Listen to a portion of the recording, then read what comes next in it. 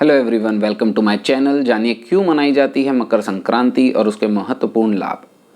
सूर्य जब मकर राशि में प्रवेश करते हैं इसे मकर संक्रांति कहा जाता है। इस वर्ष मकर संक्रांति का त्यौहार 15 जनवरी को मनाया जाएगा। आइए जानते हैं मकर संक्रांति के त्यौहार से जुड़ी हुई प्रमुख मान्यताएं।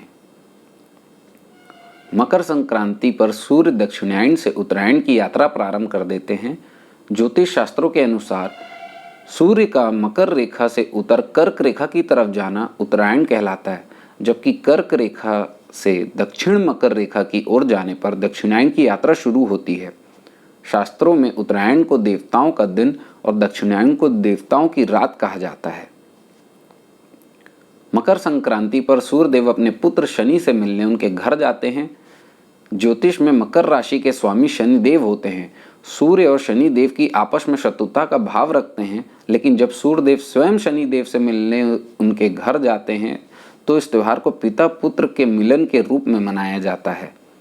इस तरह से मकर संक्रांति पर सूर्यदेव की उपासना और शनि से संबंधित चीज़ों की दान करने से कुंडली में सूर्य और शनि जनित दोष दूर होते हैं। ज्योतिष शास्त्रों के अनुसार जब मकर संक्रांति पर सूर्यदेव मकर राशि में प्रवेश करते हैं तो इस दिन से मौसम में बदलाव शुरू हो जाता है। इस दिन से शरद ऋतु का समापन और बसंत ऋतु की शुरुआत होती है। मकर संक्रांति के बाद से दिन लंबे और रात छोटी होने लगती है।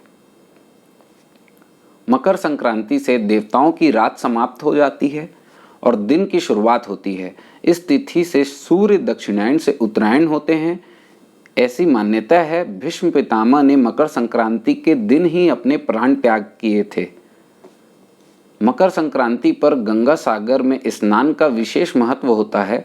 मान्यता है कि मकर संक्रांति के दिन ही मां गंगा भागीरथ की तपस्या से प्रसन्न होकर उनके पीछे पीछे चलकर कपिल मुनि के आश्रम पहुंच सागर में जा मिली थी।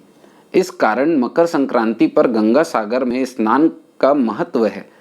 इस तिथि पर भागीरथ ने अपने पूर्वजों का तर्पण किया था। मकर संक्रांति को देश के अलग अलग हिस्से में कई तरह से मनाया जाता है।